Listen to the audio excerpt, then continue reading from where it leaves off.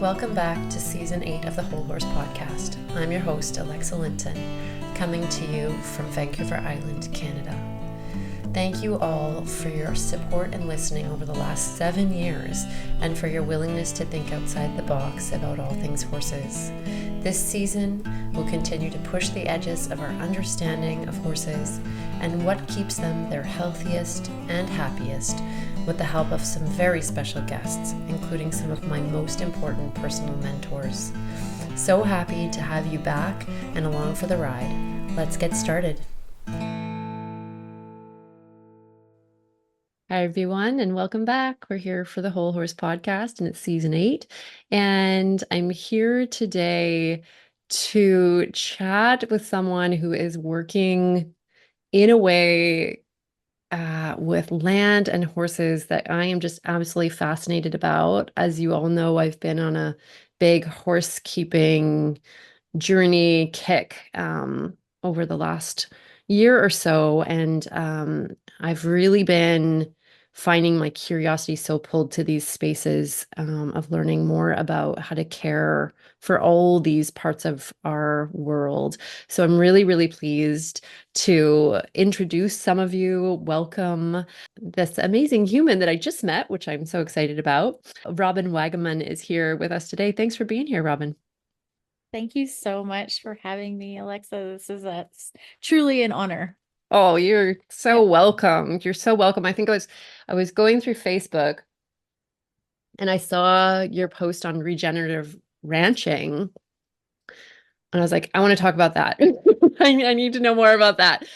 You know, sharing with Robin before the podcast, I am getting more and more geeky about plants and about this connection between land and horses. And I just feel like there's way more to it. And I feel like, Robin, you're going to be able to shed more light on that space for us today of some of these parallels, because many horse people live on land, and I see it all the time where there's almost zero connection to that land and to what that land needs and to how to care for it, essentially. Like, number one, we're just not taught.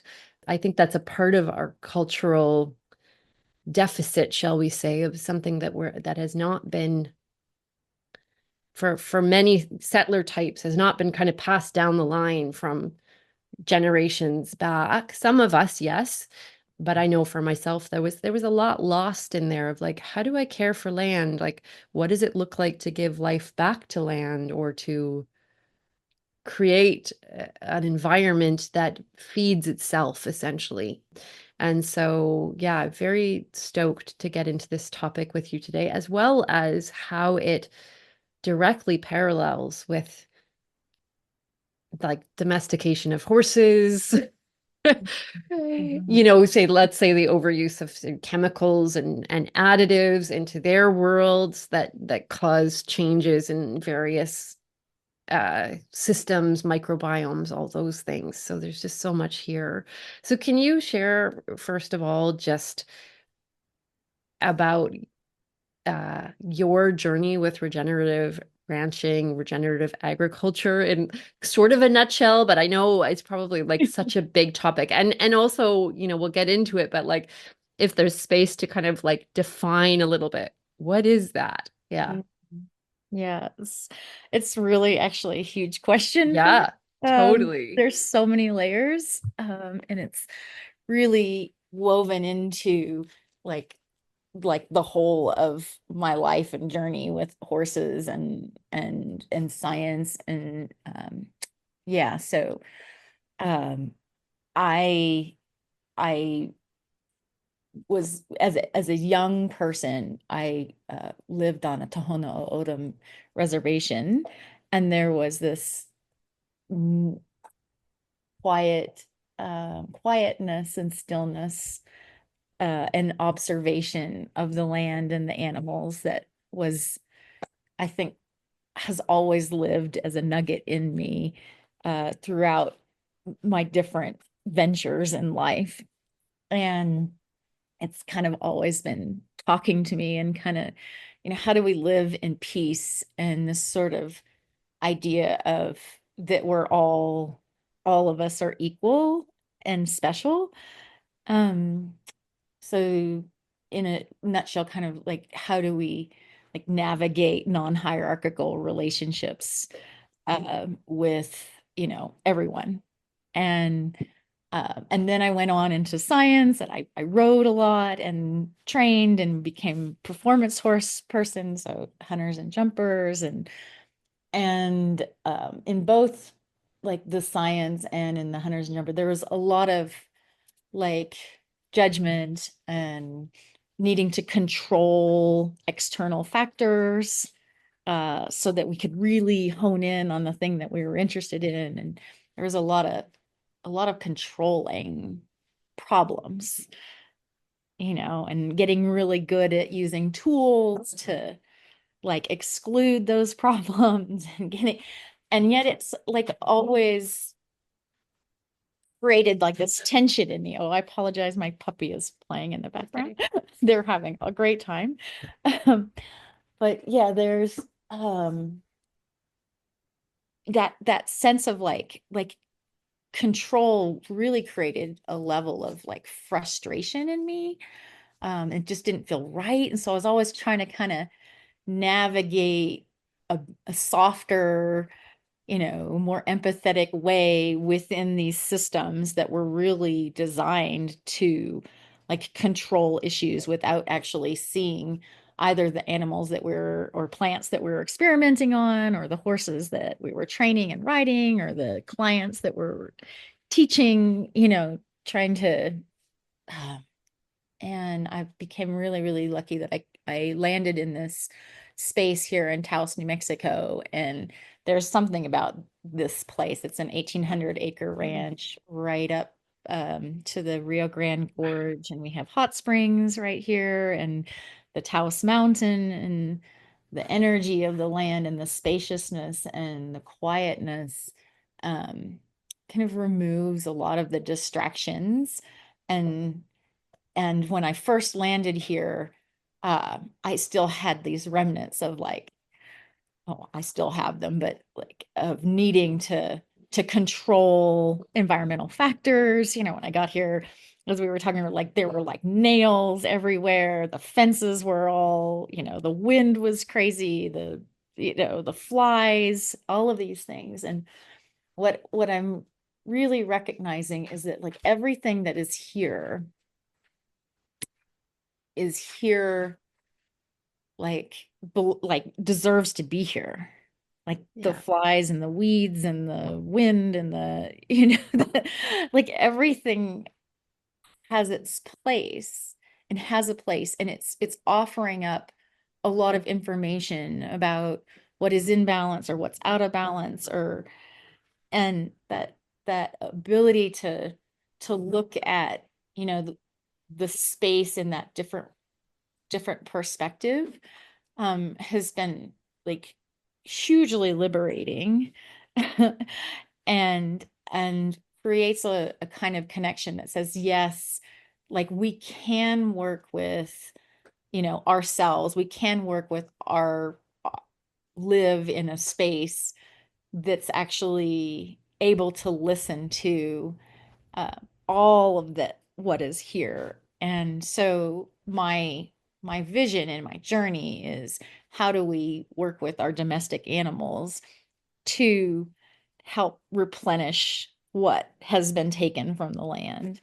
How do we create a sustainable interaction with the horses? And I have donkeys that help us with the land too, while also like honoring all the things that are here.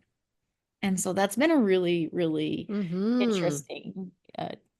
interesting journey. And I'm just super curious about it. And in no way, I'm really, in a lot of ways, just beginning it. But I'm like completely obsessed with it. So Yeah, it sounds amazing. And we'll get into some of the brass tacks as we go along here. And I'm hearing in there the sense that, you know, Because I think so often what I see is these things that could be cyclical, could be feeding each other that don't end up doing that. For example, like people that have manure on their property and they just bring in trucks to take it away. And I was like, why are you doing that? And like that's really, really great stuff potentially. This sense that there's like these sort of blocks to this circle that could be occurring. Am I Yes. thinking in the right way? Well, Hmm. nature has created this amazing model, Yeah. in all of the things. And so like looking at like exactly like things like manure that we're like, this is a big problem. Manure is a problem. Well, actually, manure is an answer. It's a huge answer Yeah. to a lot of the things that we're struggling with. And so, but then there's like things that are annoying or uncomfortable about dealing with these aspects of the hoop, so to speak, Yeah. right? The ecological connected hoop that we're in, that we kind of want to, what if we just didn't have to have that irritation? Yeah, The totally, flies right? that The come with the flies. manure or Yeah. whatever, right? Uh-huh. And so like that's a really interesting like personal journey, I think, as well. It's like, oh yeah, like these these things actually belong here. So now how do we like figure out how to bring it in balance or work with the hoop rather than trying to like intersect it and say that's not really an important part of it and Yeah. I don't want that part. yeah, Yeah. exactly, and wondering why it's not working. Amazing. And in that too is like this sense that I think many of us have become very, um, how would I say it? Rushed, like would be the word. So rather than an emergent process, we're like, how do we make this happen faster? Or, how do I cut the corners or deal with this thing that's annoying more quickly? Right. And from what I'm hearing here, this is like a slow, emergent, multi-season being with the land process. Yeah. It's different, right? Than like, oh, I don't want that's not working for me. I'm just gonna, speed that up or whatever. Hmm. Yeah, very, very much so. And the busier I am and the more things I have on my plate, the less I'm able to find like the process is interesting. I lose my curiosity about the environment that I'm living in and all of the things that are around me, trying to give me little hints of how to help and how to navigate it. But I can't hear them because it's like all of the I'm just walking by all of these people that saying I can help you and I can help you and hello and I'm just I gotta get the hay nets filled and because I gotta go do this and and so Yeah. it really really requires like making time to just observe without judging, without trying to do, without trying to fix, so that the information and the next steps of, how we work with the land or how we, regenerate or how we navigate, ecological uncomfort, discomfort, lack of comfort, Yeah. how we navigate that. Like it really requires a spaciousness and us to make space for the the wisdom that's already often in us to come to us from these other beings that are around us all the time. So Mm. if I have a plan of, okay, I'm gonna for example, the front pasture before we got here, it's like 350 acres and it had a lot of sagebrush. There's a lot of sage in this area, and people see the sage as difficult, or like keeping other things from growing. It's not Right. something that the cattle and the sheep particularly like to eat, and so they don't see it as forage. Uh, and so they removed 350 acres of sage, Okay. and like dug deep into the soil. Wow. This was this huge, expensive, Yeah. project to try to like rehabilitate the land by removing Right. thing that they thought was um, causing, inhibiting the ability for, well, it turned into a giant dust storm. Gonna So like the say, whole yeah, like town had total to, erosion. Yeah, completely. yeah. Oh So man. the space became known for like the dust storm that was created, right? And and then there was like very, very little growing in that area. And it's just another one of those things. It's actually those plants were anchoring the soil. There was more carbon underneath the sage than anywhere else. Their deep tap roots were actually holding water, in the Yeah. soil. Yeah. But we have these perceptions, and we tend to like label something as good or bad, and then from that label we take our Yeah. action, instead of going, okay, why is the sage there? Yeah. You Well, like know, it's prolific. Why? Yeah. right, Yeah. right. And why does it seem, so dominant in a landscape that used to be, you know, mixed grass prairie, Yeah. right? Yeah. So what has happened? Well, like maybe let's just take some time to learn about it a little bit more without judgment, you know, uh, Hmm.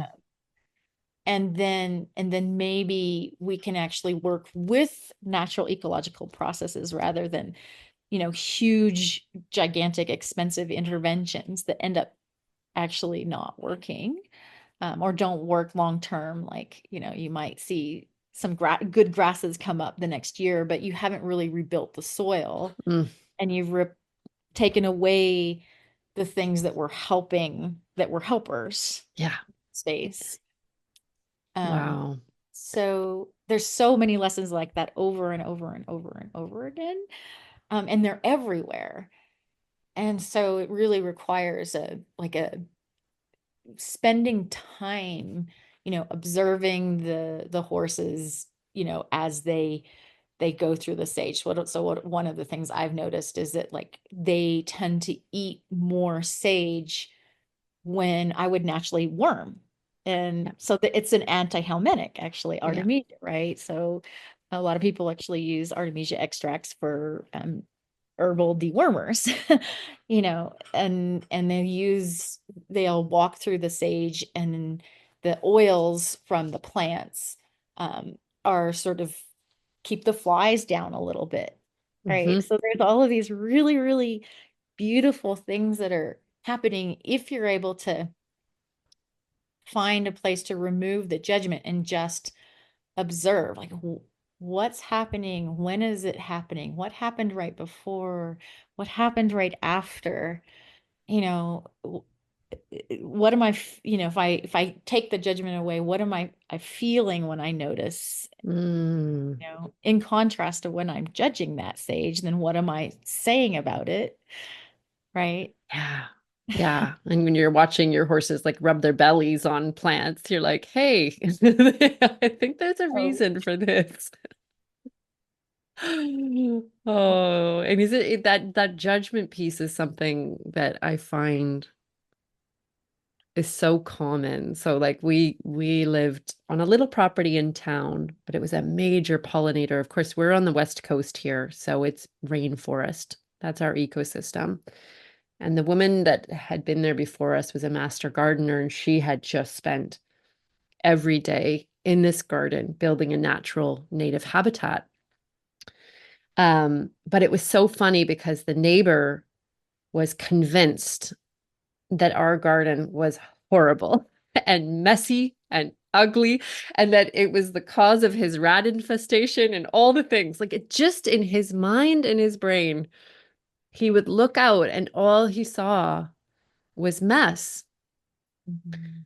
And it was just so interesting to me because I would look out and all I saw was beauty. Like all I saw was potential. And you dig in the soil and it was just worms and so rich and vital. And every spring, the meadow that would come up was just like incredible. All native meadow plants just arriving. And so it was to see that change in perspective of like, like one set of eyes. And I remember when we first moved in, there was a landscaper that came to our house. She looked quite worried about our garden. And she came up and knocked on the door. She's like, if you need my help, let me know. I was like, yeah, I don't think you're seeing quite what is happening, and there's pollinators everywhere and all these insects making their homes. And so where I saw life, someone else saw just a disaster area, right? And I was like, that's really fascinating to understand because the way that we've been taught to kind of see an environment, like a horse property, for example, tidy fences, all the stuff raked up, all the, right, like flat ground, all those things. It's like, okay, interesting. For a lot of people, that's what they see is like that's a horse property, right? That's a place where horses want to be. Yeah. Hmm. Yeah. Yeah. The Kentucky farms, right? Right?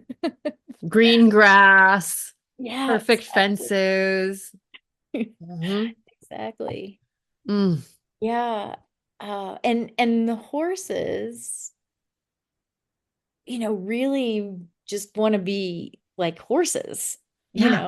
exploring and communing with each other and moving across the land and communing with the different plants and smells and things that are happening and getting excited and snoozing and sleep, going up and down and playing, like it's so there was so much for me, and I'm an ecologist. I love, the natural aspects of nature, but it really was for me a lot of shedding of layers of my own conditioning that, as a performance horse person, keeping the horses like, you know, controlled. Like I was really worried about, when the ground got a bit slippery, from recent rains, were they gonna,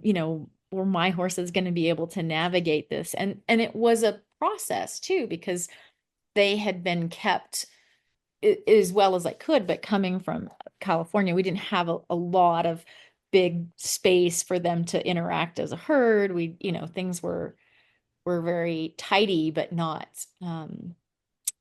yeah, that, they were protected. And so like finding that balance of how, oh, wow, they're going to be happier when they're able to be more like horses and live more naturally on the land. But should I let them out, when it's not rainy? Should I blanket them or Yeah. not blanket them? Should I, like what is it that I need to be able to do to help support this transition between maybe overprotected, overkept, and their wildness without like it becoming a complete disaster for my nervous system and for them, right? So it's been a process, and it's not an easy thing to do, especially when you have one vision of what is like beauty or one vision of what is care, Yeah. and you're kind of undoing the layers of like what does care really look like for from the perspective of the being that you're trying to care for. Yeah, because we have our own version of that, even when it comes to land management, right? It's like we very much have our own version of Yeah. what care looks like. And for our horses. I mean, I had this laughable moment the other day, which now I look back and I'm just shaking my head at myself. But like we had to put an electrical line, buried underground in our paddock, not like over like, say 10, 12 feet for an RV space. And my partner dug a hole. It was like maybe 6 inches deep, maybe this little trench. And I find myself, he's like, well, I'll just leave this here. I'll come back later. I'll finish it up. I'm like, no, no, no. We've got to fill in the hole. Like kind of this place in me of like, no, my horses are not capable of like not stepping in that hole and completely dying. Like it was just this, I think we've sort of, number one, had this belief system set in us. And I know we're jumping back and forth between land and horses, but it's interesting to kind of see how these blend. But this sense in me is like, oh yeah, I'm still obviously carrying the belief that horses will get into accidents that are totally fluke and weird, and they're just like not able to like map the changes in the land Mhm. or take care of themselves in the space, right? Mhm. And this sort of insurance policy of no, we're going to fill in the hole just in case.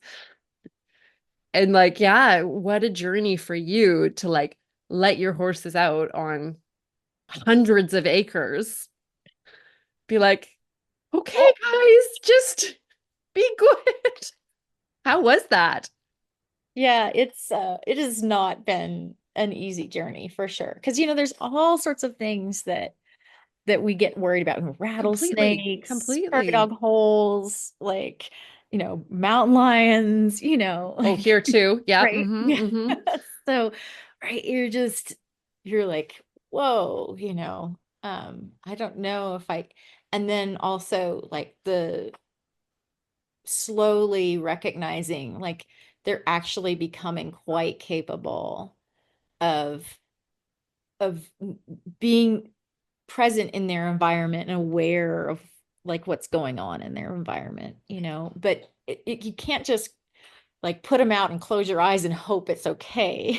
You have to, monitor and be with them and give it attention and then notice, okay, like today, you guys are going in the more confined space. Like I, have like 3 acres where they can just kind of Yeah. go up and down and whatever, because my nervous system can't handle anything because life or whatever is going on. Yeah. And if so it's not, it's a relationship both with the horses and the environment and your own like capability of like if something were to go wrong, would I be able to navigate it? And on some days, Yeah. I'm getting, those days are getting more numerous over time.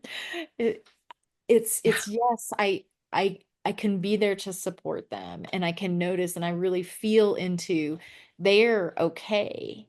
But just the other night, what was interesting because we had a donkey pass and it was kind of out of the blue, it seemingly out of nowhere, and she had hyperlipemia, which is something that's kind of a weird disease that comes from I know I'm going all over the place, but I will connect this Yeah. back.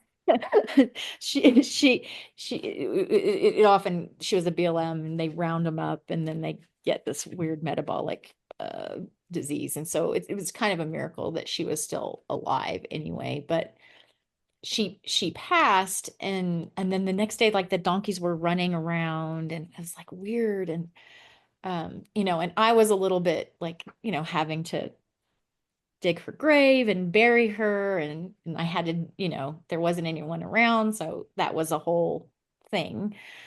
And I was a bit depleted from that and then the horses were like spun out the next morning. They were super spun out. And what is going on?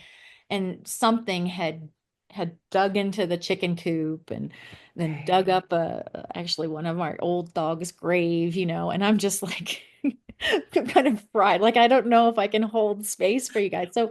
So I'm gonna observe you. I'm gonna hang with you, but I'm not like nobody's going out into the big fields today. We're gonna sit here and we're gonna be calm until we can all like feel like we're safe again. And then go out, and so it's often that because life living with nature is unpredictable. big things happen, things pass that we wish we could prevent, or it's part of the cycle of nature, and it's part of our nervous system being able to like go up and feel that tension and then come back down. And so Mm. um the point just being like you're just kind of navigating in the best way you can can hold space for it all, while also being present, to feel all of that's coming in, to feel that, like that difficult stuff. Okay, now what what do the horses want? They actually just want to find peace again. So can I stand with them and work on being Yeah. peaceful until we can all feel like we're capable of going back up again safely? Mm-hmm. Mm-hmm. Oh, I love that. And there's a piece here. We don't have a ton of time today, but we're gonna have to come back to some of these threads because I think there's so much here. One of them I'm hearing so throughout this conversation with land, with horses, with us, is this sense of um, navigating capacity, number one, and also being really, really aware of those spaces where we may feel depleted, that the land may feel depleted, that the horses may feel depleted, that we may feel depleted. And isn't it interesting how it tends to creep up on probably all three of those things, Mhm. right? Where you may not even real. Like, I know this for myself. I've been dealing with adrenal fatigue and burnout cycles since I was like 16. And it always creeps up on me every time. Even now when I'm like, I know this, like I've had, like I've really had 2x4. I really am aware of my very small signals. Um, it still creeps up on me. I'm now way better at being like, oh, there, I see that there's the canary in the coal mine. I see it.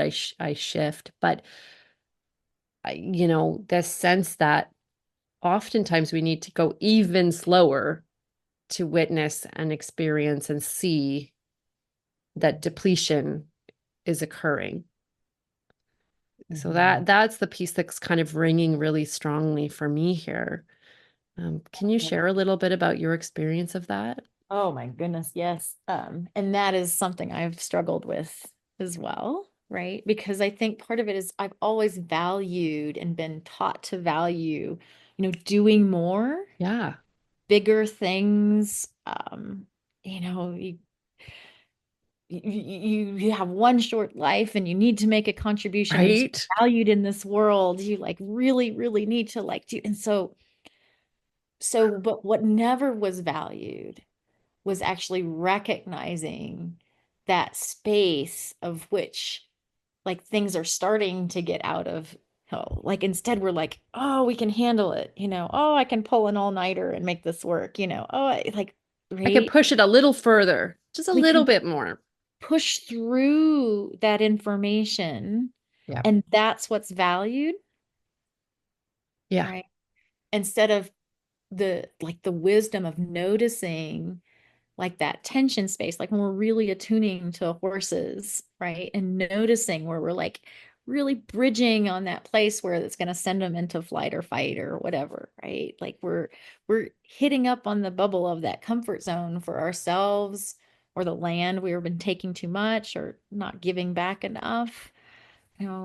Like these connections are always interesting in my mind because they're always related. Well, How I know. isn't it intriguing where at that if we're not catching the depletion, this just clicked for me. If we're not catching the depletion, then we're forced to use force. Mm, yeah. You know what I'm saying? Like that Yes. really just hits. It's like, oh my gosh, right. Like if we're not actually tracking that, then at a certain point we've gone beyond the place where we can be in connection and into the place where that we require force to get the things done. Yeah. Whew. Mm. with land, with horses, with us. And Wow. so how do we value Yeah. that ability to notice that bubble, Yeah. right? And then replenish, Yeah. right? And that And like the prioritize replenishment in those spaces rather than grit or pushing or making or forcing. like that's the wisdom, that's the Hmm. art, right? Yeah. That's the connection from for us instead of the need to dissociate and push through. And numb out and push through. Yeah. Yeah. Because when we go into that numb out, I know for myself, like I'm going to talk about myself and uh, my experience with horses as I was trained to numb out so I could apply force, so I could get it done. But if we come back before the numb out space, it's a very different scenario. The pause, The pause. right? Hmm. The half halt, Yeah. the They're like, oh, just a second. Just take a little second here. like the de-escalation. Hmm. Hmm. Mhm. Wow, that brings up some emotion for sure for me. Yeah, because you wrote a beautiful post a little while back. I think it's on your Facebook page, and I was reading, and it was like these two sides of me is what you talked about. The Mhm. one side that thinks it needs to use force. Please correct me if I'm totally saying this the wrong way. And then the one side that's finding the way to just be in the emergence and the process and the what is in the space, the Yeah, miracle of it all, right? the miracle of it all. It's so fascinating, Yeah. right? It's so fascinating when we can stop and pause and notice and say hello. Oh, right. Yeah. That little thing, I never knew that you could do that. Hmm. Right? Or that you were that way, whoever I'm speaking to. Yeah. Yeah. Yeah. Mm. Wow, that's so Yummy. beautiful. It's so good. It's so good. It's like I've Mhm. seen this with I have a little so I followed my 12-year-old inner 12-year-old's guidance and I welcomed this amazing pony into my life and she's like a Shetland mini cross and she's smart, like just dialed. And but it's so interesting. My way of being with horses is so different. And she'll come to the feed room door and she's like, want to do something? Like stick her little head in. Want to do something? Yeah, what do you want to do? Just go and just see. And you can see her pleasure in learning things. And the comparison with my other mare who, yes, I've shared on this podcast much more forceful training styles. It's very different how they respond in their nervous systems to me.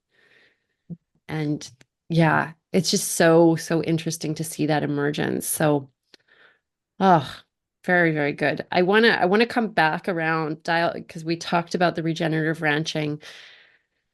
And before we finish up today, I'd love for you to share because I know there's a lot of people that are listening that may have land or be at least existing in some sort of connection or relationship with land.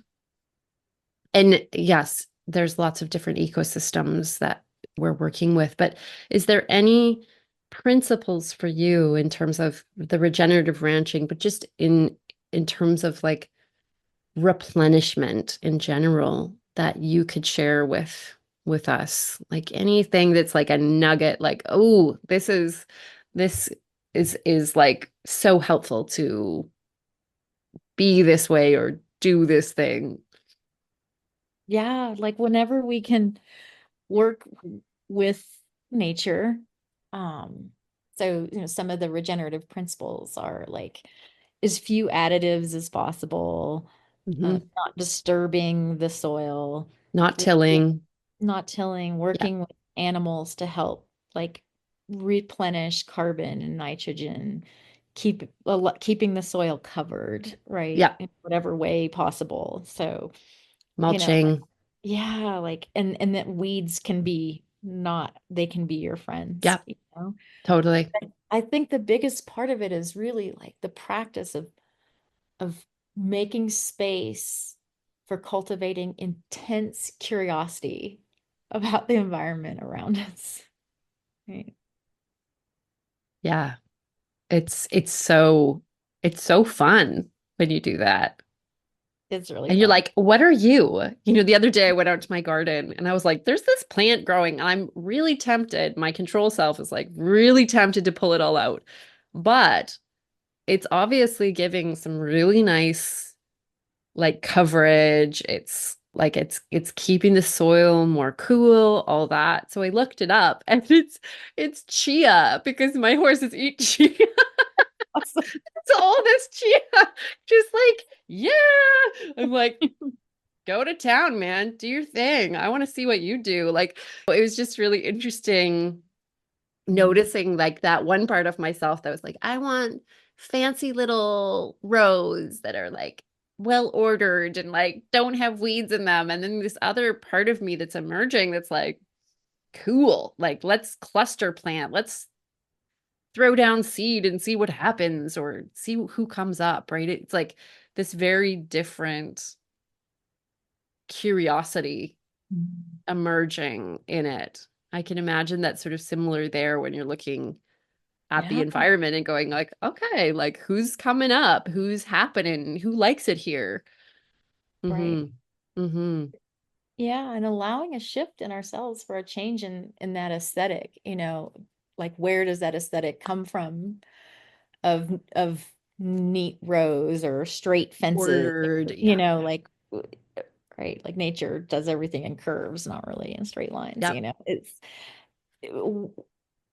hierarchical, often aristocracy type kind of things that we're going that we've carried through our nervous system needing to control our other things that are happening through it, all of the accumulated kind of depletions in our lives that make us need to feel like we need to control how something looks or how something can interact with the rest of the world, because we literally don't have the capacity to navigate any problems, any uncertainties.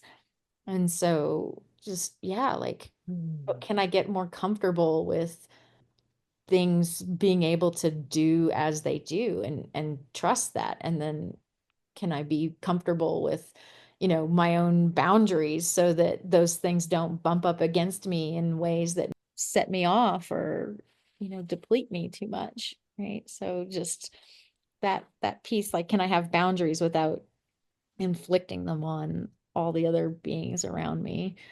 That's an important aspect of it. Yeah, I'm being super rigid about what that looks like. Yeah.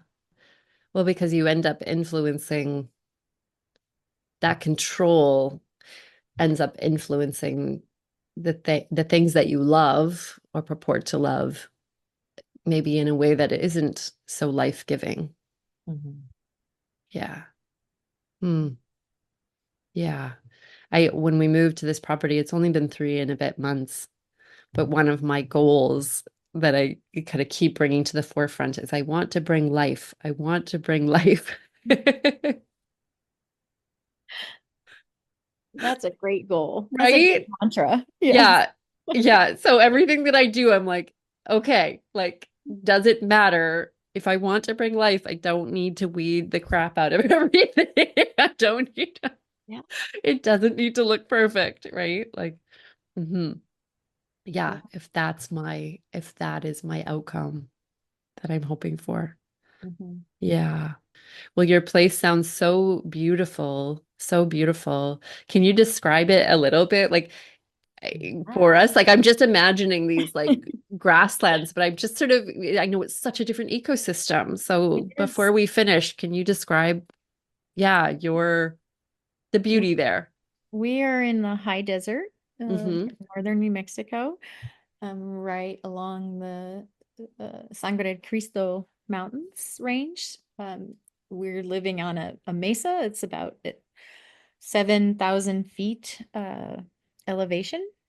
And we're surrounded by mountains kind of all over, but the light kind of, we're in this bowl and the light reflects off of the mountains, and because of the high elevation we just get like these crazy sunsets and rainbows and Wow. little bits of rain over here where it's sun over here, and the light is a place that has attracted artists from all over the I world was for gonna time. say, Yeah, but there's an expansiveness and an openness as well. yeah. Um, Mm, yeah, so there's a place for, a lot to have space, and feel like the horses really like settle having that open yeah. space. Um, They like the long vistas. they do. They do. Yeah. Yeah. Mm, mm, So yeah, it's really, wow. really special. So come visit Wow. sometime. I was gonna say, does anybody else want to come visit, Rob? Yeah. Yeah. Because I want to go. We Yeah. have some artists and residencies on Wow. the property as well, and a sound studio. So any musicians, and we're trying to create a just a small school for um, kids to work with the land and the animals and agency, with Amazing. non-judgmental views, and how to work with regenerating, how to cultivate really yummy poo for the land. um, yeah, so that's really fun, and art and play, and Amazing. Wow. It sounds like paradise. it, Mm. it is. It's not for the faint of heart though. No, I was gonna say, yeah, totally. I can feel that. Oh, well, how do people get in touch with you, Robin, if they have questions or Yeah. reach So out? right now, like Facebook or Yeah, Instagram on my own personal page is probably the easiest yeah, way. Um, perfect. and yeah, and then we've built a website for the ranch, but it's not really fully up and running. Okay, So hopefully awesome.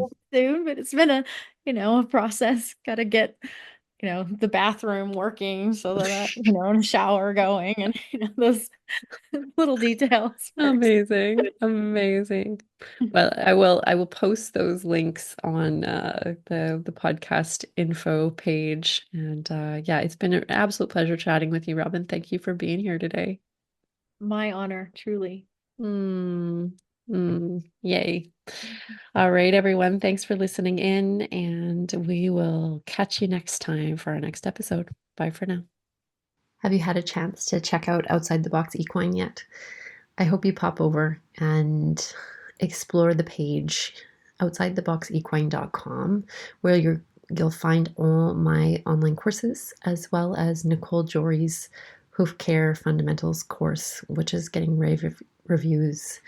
If you've ever wanted to learn about applied kinesiology and applying it to animals, that is also the place to go for my kinetic communication online course.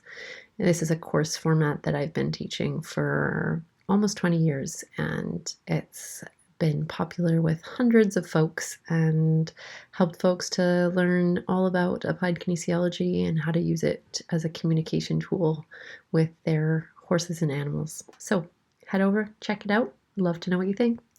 All right, have a great day. Bye for now.